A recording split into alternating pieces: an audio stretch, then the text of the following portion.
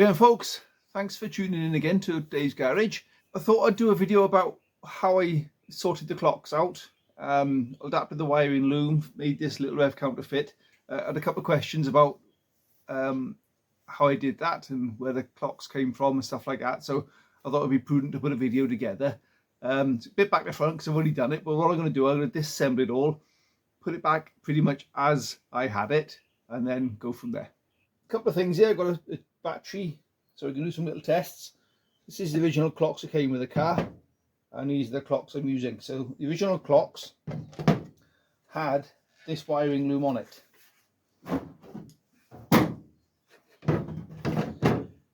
And the only modifications I've done to that is take an extra lead from the supply to the voltage regulator, which is a 12 volt battery live, or ignition live rather, and that goes onto your regulator, and from your regulator you can see I've double crimped a cable from there over to the voltmeter, which is that one there. The supplies for the temperature and fuel as they were on this clock. So one side from the voltage regulator, which make sure they're consistent, and the other wires from the loom. And I just put new crimps on them because the old ones were dud. The lights, they just pop in the same. There's one, like I said, there's one extra light on this clock here, one of these ones, which was I can't remember now, that one there.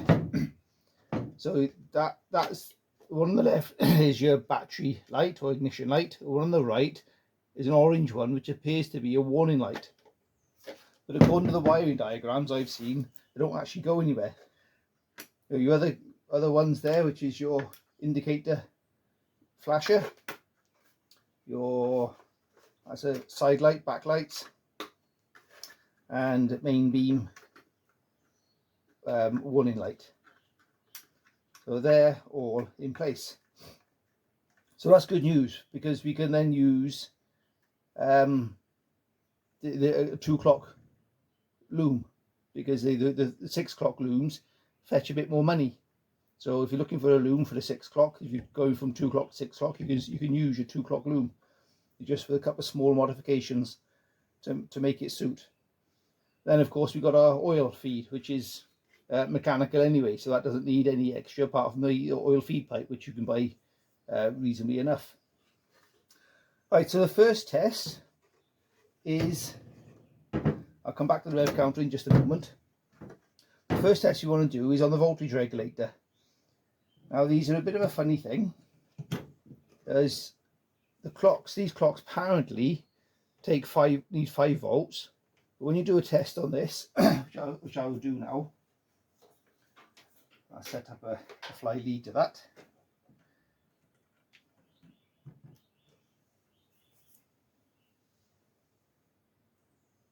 So that's a positive to the battery.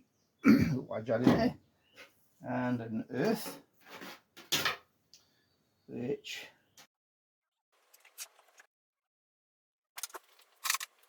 get an earth wedged into the back of that. There we go. I'll do this for a test earth.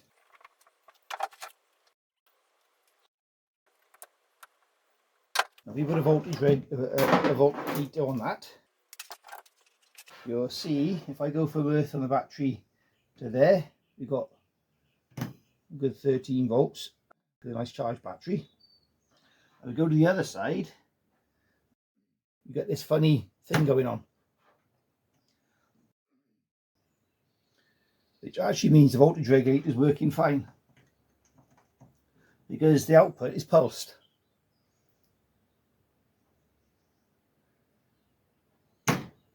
So that's working fine. So we've got a pulsed 5 volt outlet to that, and that then supplies our clock. So if I put a power back onto that,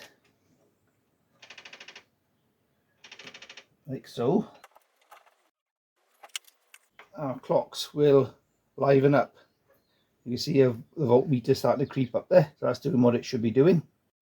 And if I was to earth the fuel and the water temp gauge, you'll see those creep up. So I'll do that.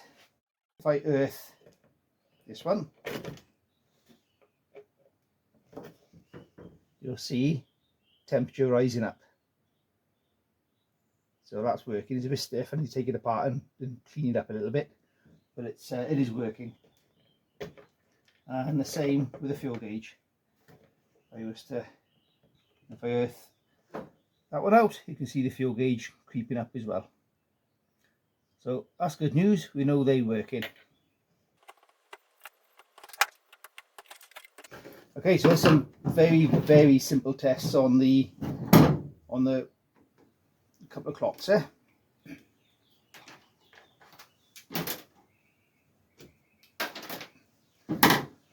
So what I'll do next is take the rev count out of there, put it back in its little pod it come in, and go from scratch on what I did to replace that, including the 3D printing.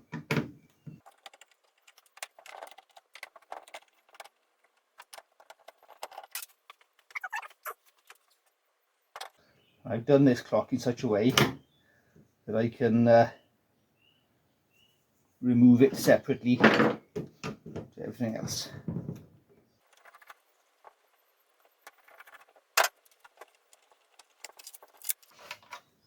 And there we go. Some simple little plastic wire tabs to keep that under control. That's my 3D printed bracket at the back. I'll come back to that in a moment. And when you take all this apart, this is what you're left with, which is a clock. The rev counter. Now, these are programmable, so if I put power to this, just move that out of the way for a second.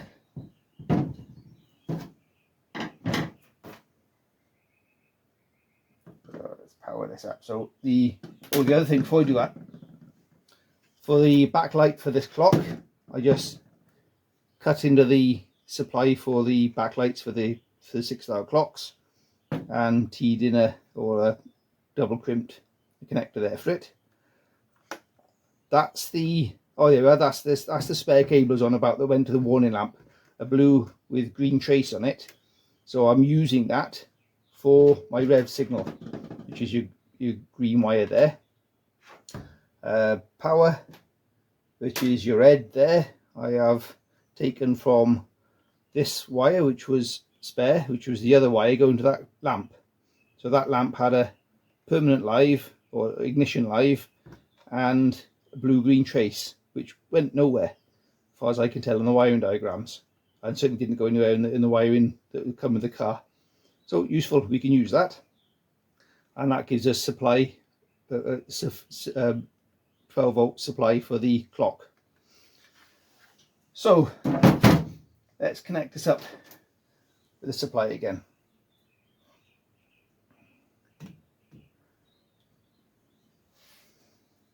.12-volt feed to the clock. Keep that well out of the way, you don't want that shorting out. And our earth. So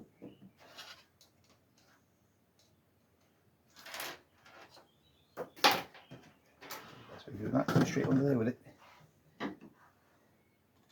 You'll see this.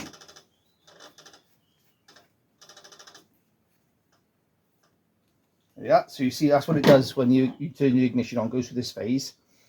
So you've got on the face of the clock, you've got adjustable for the shift light there. Now, as it comes with the kit, it comes with little dials, which I've lost. I didn't take long. Little pins that go on there. So this is the kit that comes as it is, and there, and a little knob pokes through there, so you can adjust that as you're driving. But I probably won't be using that. Like I said, I might see if I can get a feed off of it to supply my VVT, but that's down the road yet. And the other button is this one here, which you only use when you're setting it up. So if you press and hold that, it then takes you to different cylinder arrangements. And that's how you set your clock for the engine you've got. So dead simple. So I'll go through that again in a second. So press and hold, and it goes up to what it's set at. Press it again, it just changes to whatever cylinder arrangement you've got. So anything from 1 to 8 cylinders. And when you set what you want, just leave it be. Dead simple. Okay.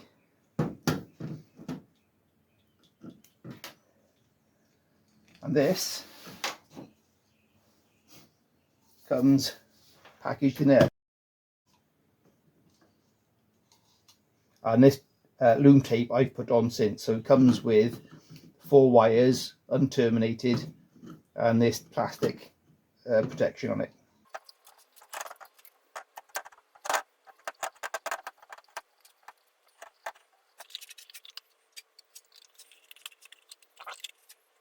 Right, I seem to have misplaced all the little screws that came with it. Okay, so this is screwed into the front bezel, 4 screws there, and then that lot all fits in like so. So that's your clock as you get it with your adjustable knob on the front there, and it comes with a base mount there if you wanted to pod mount it on the dash.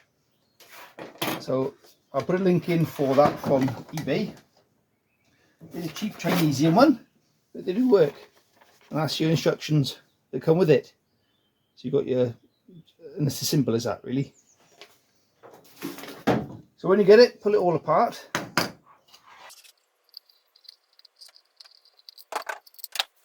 Terminate them like so. So spades on the power, tack signal, lights, backlight, and earth, and a little ring on the earth.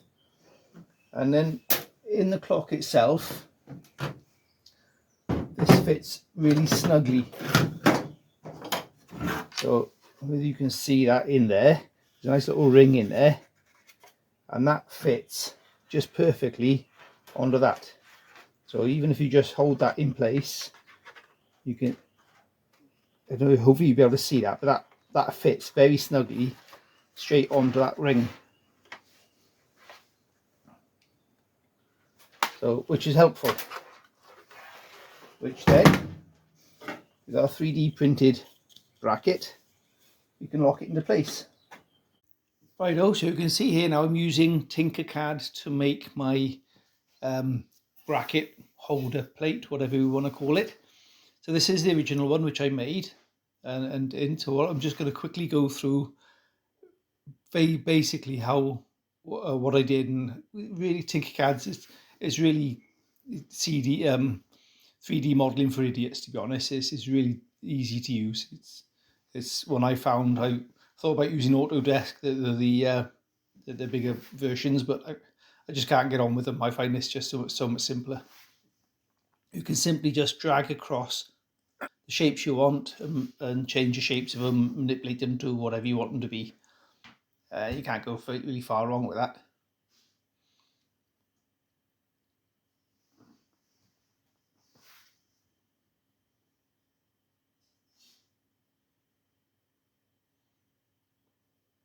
And the other good thing with it, you can move everything around. You can make things as either solid or as a hole. So if you want to cut a hole out, like we've got on the left hand, you can see where there's a hole in it. You simply change the solids to a hole. And then when you're ready, you just export that file to an STL document, and then that goes through to our Ultimator Cura, which is our slicing program. This is a really good bit of kit as well. Quickly check it over to make sure it's all sitting on the base plate properly, and set it to go. Change your settings to suit. Over on the right there, go through those settings there. Make sure that I'm happy with the settings I've used before. Save that, and then send it to the printer. And here we got the time lapse of it printing. So it took about 2.5 hours to print this, and we just showed it in just a few minutes on the print because they're wonders of magic. There you go, that's the raw 3D print. You see some support material in there, so we just hoik that out. Might be able to get it from the side. There you go, lovely. The 3D splicer curer has updated how the support material works. It's a lot easier to pull out now than it used to be. So that's good news. And that is then what will go there. So happy days. This just really simply clamps it into place because it's just the simplest way of doing it. I've got a hole in there ready for cables to come through.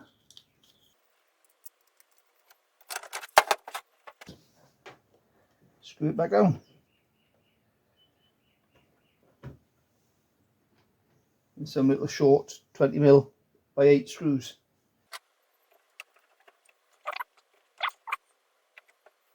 And with my cable management as well.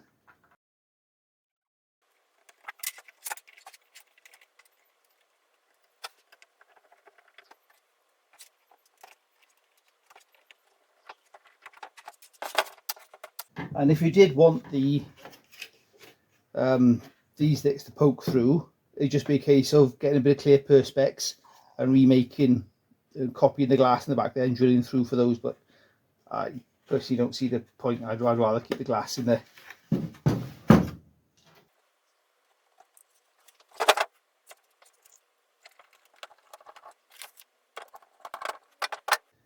And thread that all through there so it's nice and neat out of the way. And of course I've shortened these to suit where I want them to go, so that's pretty much the full length of the fly lead that comes with it, and you need to shorten them to suit. So I've got my power, which is the yellow and black, and the tacho feed end, which is the blue with green trace, which is convenient because it's a green wire to the tacho.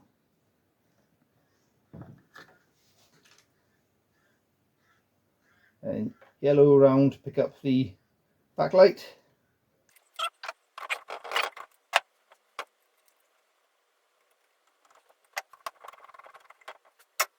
Now with the voltage regulator, I did a little bit of research because I thought when I first tested it, I thought it wasn't working. So I thought perhaps I could get those little electronic voltage regulators. I'll put a picture up in a minute because I did actually buy one for a 12 volt regulated supply. I thought, oh, before I go fiddling with that, I'll do a bit of research first. And that's when I discovered this is actually a 5 volt regulator, not 12 volt. So if you run 12 volt shape those gauges, they probably will catch fire. So good thing to remember.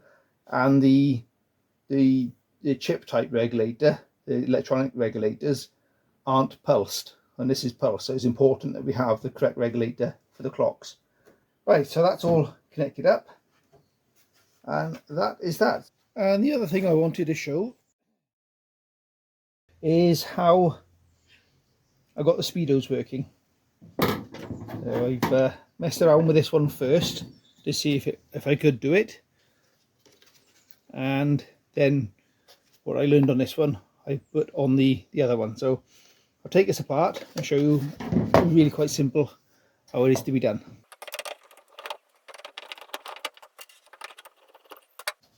You've got to watch with these, got little light tubes which come apart. So you keep an eye on those, don't lose them like that. So put that to one side. So there we have our base clocks, but the speedo is exactly the same on the base clocks as they are on the 6 dial clocks. So if you wanted to keep your regional odometer reading for your new clocks from your old clocks, you could just simply swap over the actual speedo unit itself, because they're interchangeable. Well, that's that out of there. Now originally these are rivets on here, and if that will turn easily like that, but you can't turn that, the problem is a little shaft in here that gets seized up. So I'll show you to get that out. So all I did was drill the rivets out carefully with a small drill bit. And I've replaced those with a couple of screws. Like if you really wanted to, you could rivet them back in again with some very small rivets. The smaller screws are just easier. And it means it's removable again in the future if it seizes up again. The pointer just pulls off.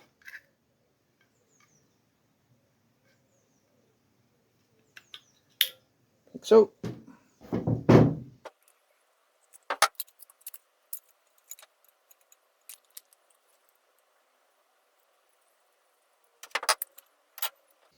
We've got 2 small flatheads there and there. Pull those off. And that will now all come apart. You don't have to worry about the worm gear lining it all up. It'll sort of find its own home as you put it back together again.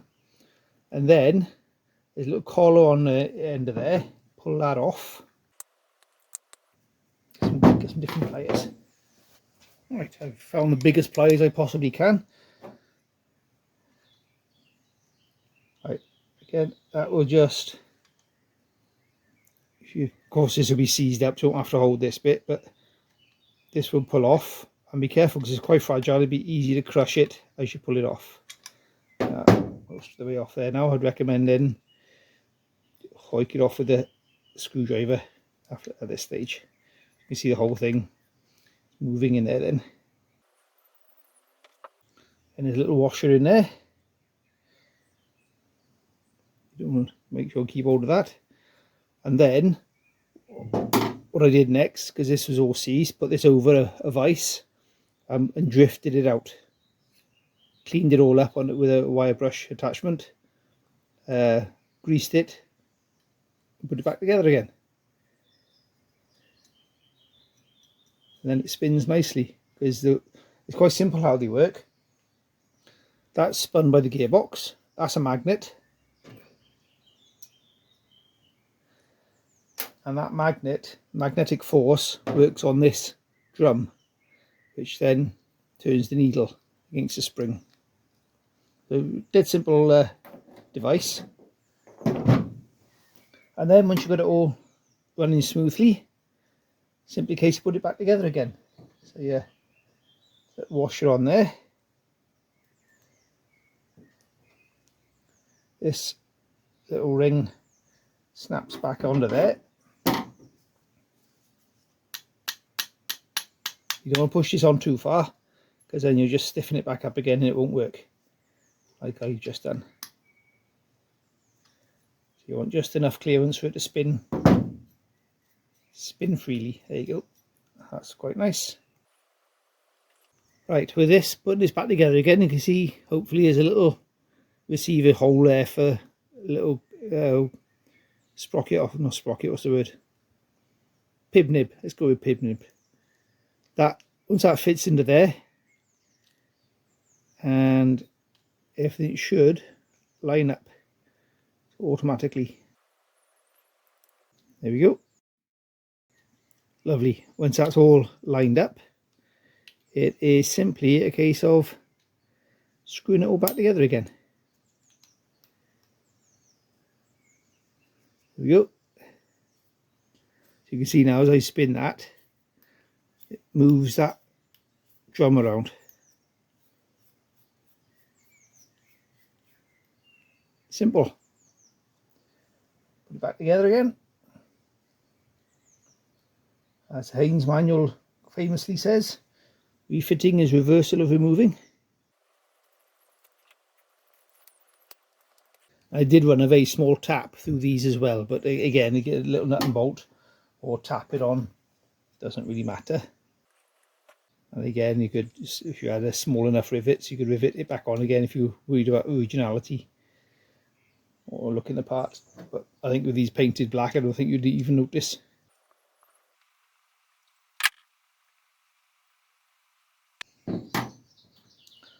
And then just push the needle back on, make sure it's pointing to 0. Lovely. Hold on, what's going on here? I managed to get the thing on the wrong side of the stopper. That's clever. Okay, we'll ignore that that's happened.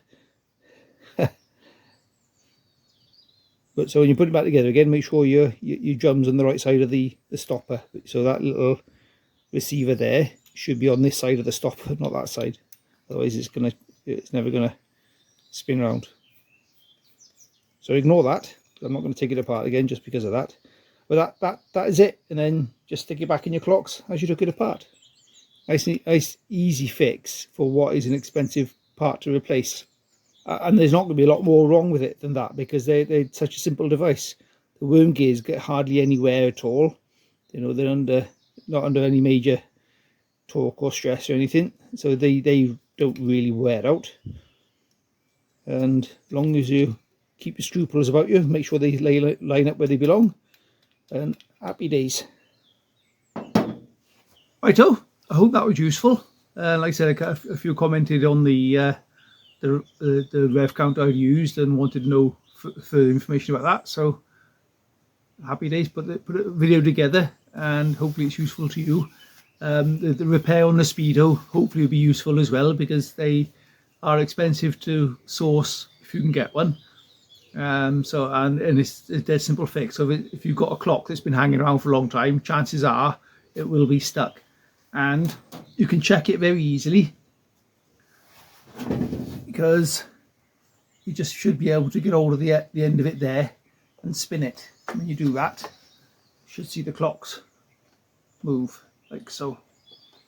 So easy enough to check. If that doesn't spin, then it's not the end of the world. It will pull apart. So thanks again for watching. Please do subscribe if you don't already, and please like and share so we can grow the channel. Fantastic.